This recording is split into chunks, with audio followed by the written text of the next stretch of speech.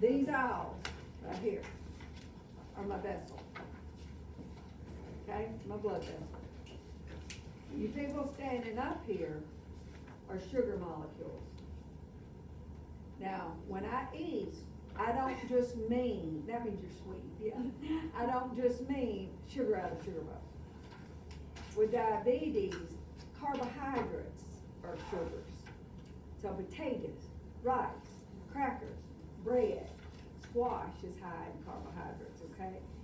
So these are the carbohydrates or sugars from my lunch. Now, in my diabetic patient, my pancreas has stopped working. And the beta cells of my pancreas are no longer producing insulin. I cannot live. Years ago, before this was discovered, people died. Okay? People died. Because in a normal person, this is what insulin does. Your insulin, your insulin, your insulin, your insulin coming from the beta cells. Your insulin, your insulin, your insulin, your insulin. All right, so my pancreas has just released insulin. So insulin, stand up. Grab a carbohydrate. Grab a carbohydrate. And pull it to where you are. Get out of the cell. Get out of the vessel. Get out of the vessel. You're in the vessel. Get out of the vessel. Y'all even heard the vessel. Okay. So what my insulin in my normal person just did, when my beta cells of the pancreas secrete insulin, insulin attaches to those carbohydrates and pulls them into the cell for utilization. Okay? Otherwise, it's not going to get in the cell, and my body can't use it. So, is my vessel high in sugar? No. What's my normal blood sugar? 75, 115. So I got a little bit out here, but I'm normal. I'm not hyperglycemic. Right? All right, sugar, go back in the vessel. Now, I've developed, 26, and I have developed diabetes. My blood sugar is 1,000. That's how many carbohydrates I have in my vessel. Okay? Pancreas isn't going to produce any insulin. I am very hyperglycemic. I have way more carbohydrates and stuff.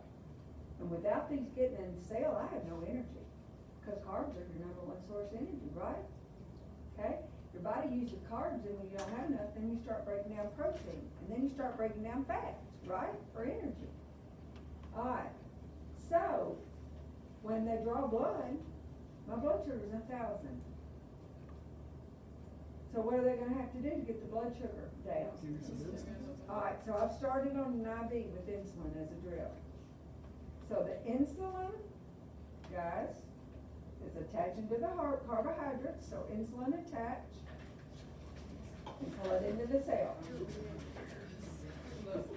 And now my diabetic patient that had a blood sugar of 1,000 has a blood sugar when we check it at 95. See what happens with diabetes? And why we need insulin? If it's not discovered that don't sit down. If it's not discovered that I have a 1,000 blood sugar, that hyperglycemic state is going to kill my eyesight. It's going to kill my ears. It's going to kill my kidneys. I'm going to become a dialysis patient. My group, who am I describing? A resident we have. It's 26.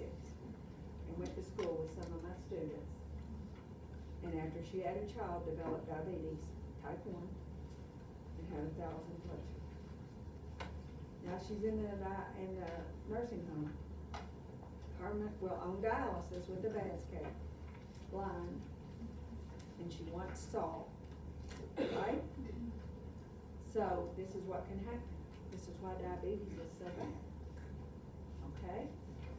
So The person that becomes diabetic, type 1, where you have to have insulin, insulin's necessary for life. And there are several different categories of insulin. There's very fast acting. And we're gonna look at it. Your very fast acting insulin, Sinden Law. If your patient is on a very fast acting insulin, let me do this.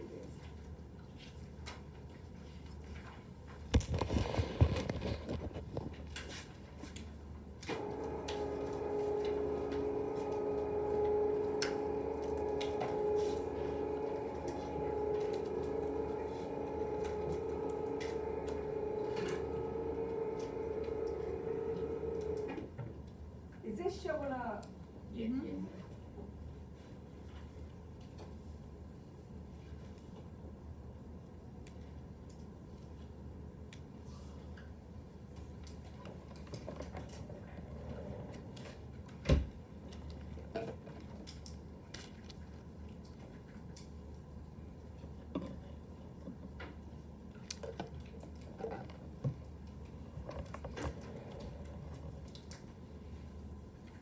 Okay. So my doctor's order on this patient is Accu-Check AC and HS.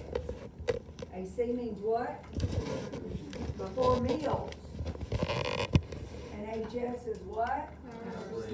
So these are standard times are 6:30, 11:30, 4:30, and 9, or 8 to 9. Okay? So, our nursing home is letting us do with the morning Accu-Checks when we get there. They usually do them at 6:30. So we do our Accu-Check and we get our blood sugar.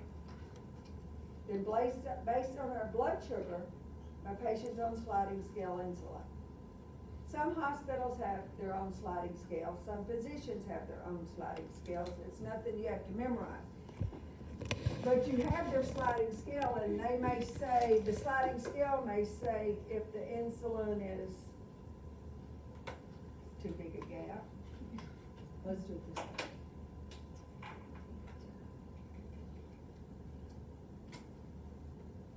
All right, so if their blood sugar is 165 when I take it, then I'll look at my sliding scale, and 165 follows right here, right?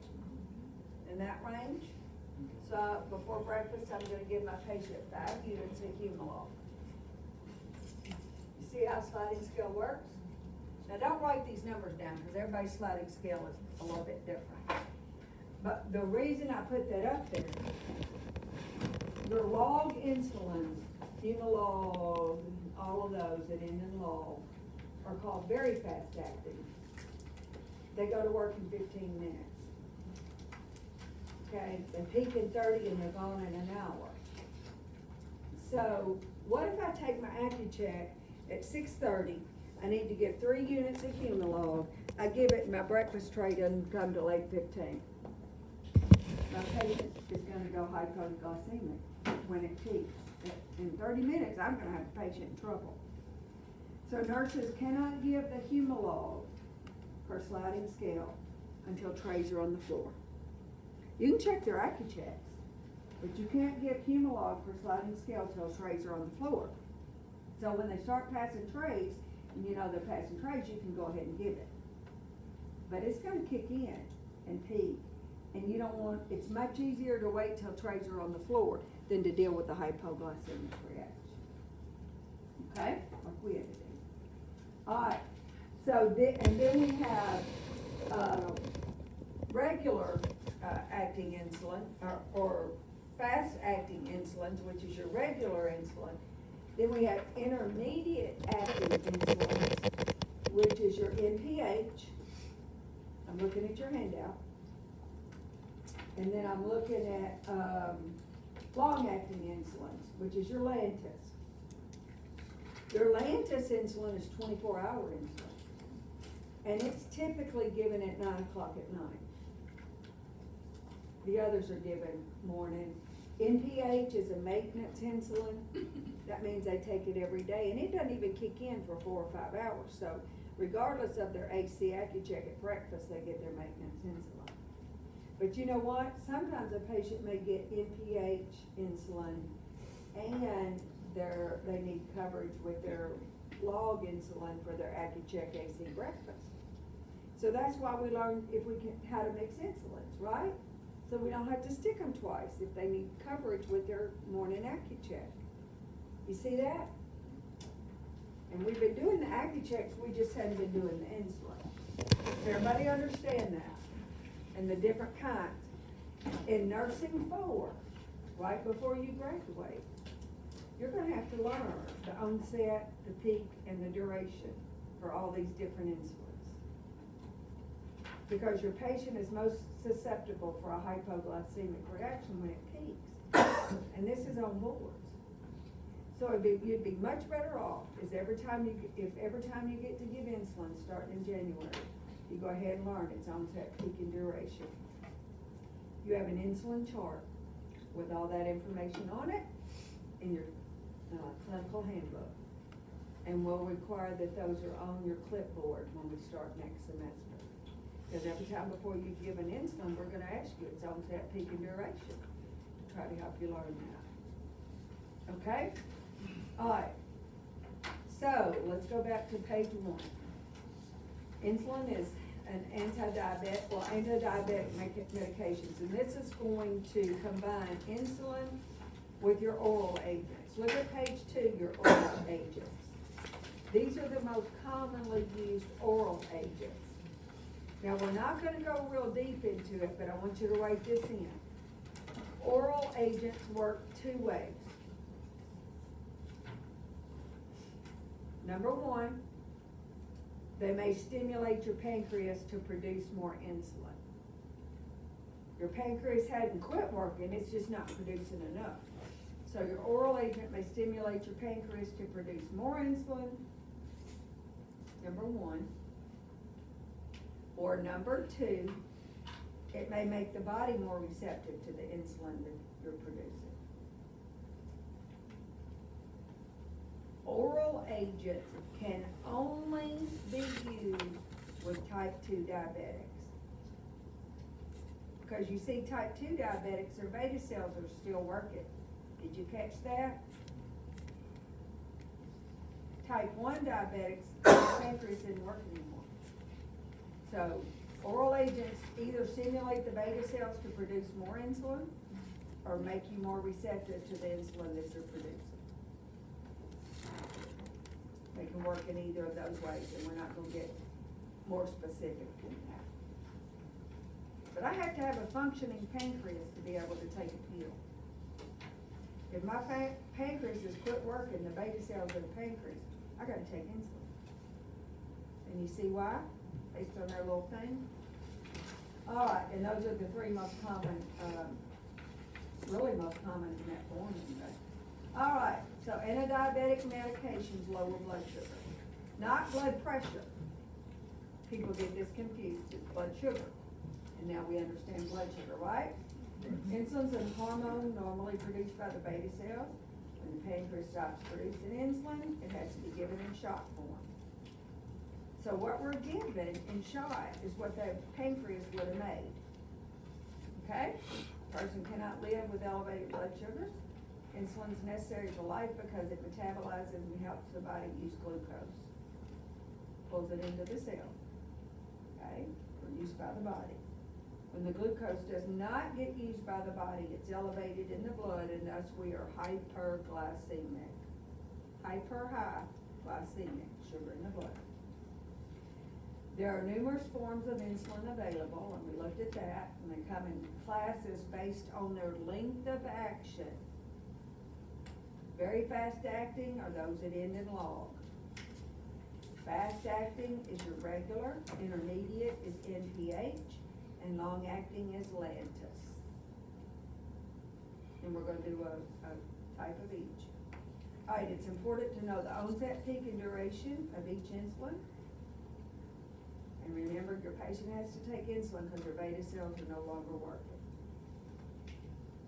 Oral agents, some patients can control blood sugar by taking a pill.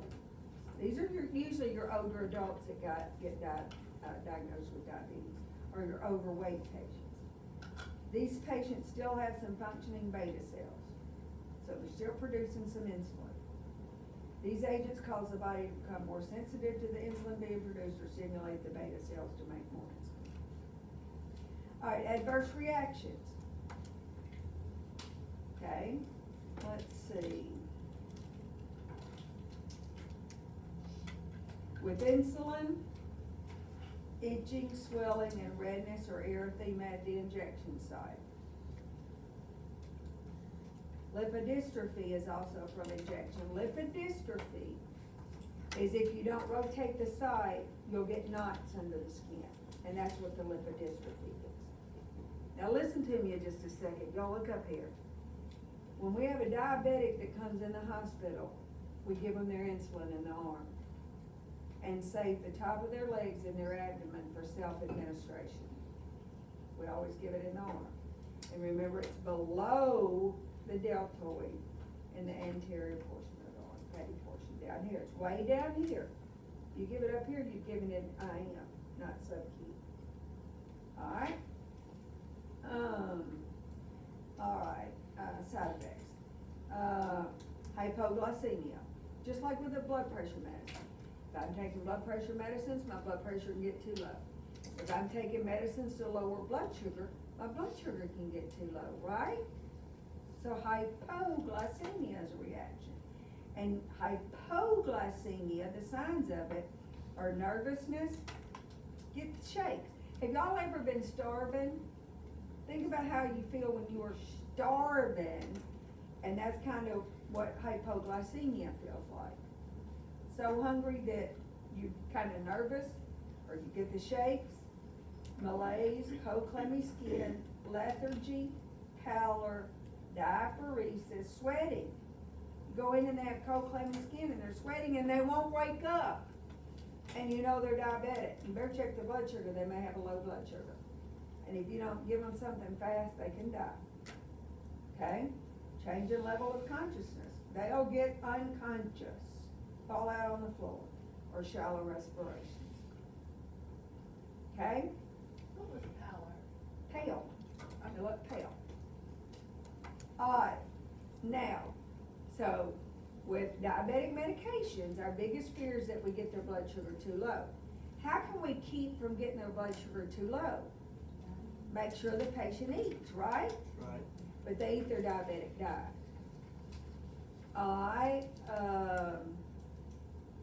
Danielle, what do we do when we have a low blood sugar in a patient? You go to dietary and you get them, like I got orange juice and a pack of sugar, and you sit with them while they drink it and you take their sugar 15 minutes after. Right, did everybody hear that? Yes, ma'am. And we give orange juice because fructose, your simple sugars like fructose, get the blood sugar up quickest. So we get orange juice and put a pack of sugar in it and have them drink it and then wait 15 minutes and recheck. We had a blood sugar of 57 and we needed trays weren't coming for a while. She was very thirsty and very tired too, so that was. Yeah. Okay, and then she didn't come up.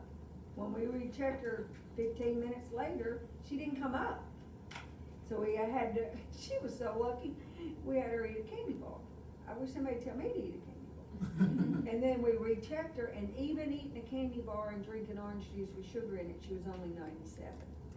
So she was plunging when we called her, going low. Okay? Now, you check your blood sugar in the morning. Y'all, everybody's checking AccuChecks, right? Yes, ma'am. So you check your AccuCheck and it's 350, and we go tell the nurse, and what's the nurse gonna do to get it down? Give insulin. So you see what you do to get it down and you see what you do to get it up. Alright, drug interactions. Some medications work as insulin antagonists. That means that they make them not work. Birth control pills. What was one of the side effects of steroids? Elevated blood sugar. And the patient's not even diabetic, and all of a sudden they're in with pneumonia. You're giving them IV push steroid, And all of a sudden, you're doing Accu-Checks, AC and HS, and giving them insulin, and they freak out because they think they become diabetic. No, in this instance, the steroids you're getting for pneumonia are elevating your blood sugar, and it'll probably go down when we get the pneumonia cleared up and you stop the steroid. That's a very important point to remember, okay? Because that happens all the time.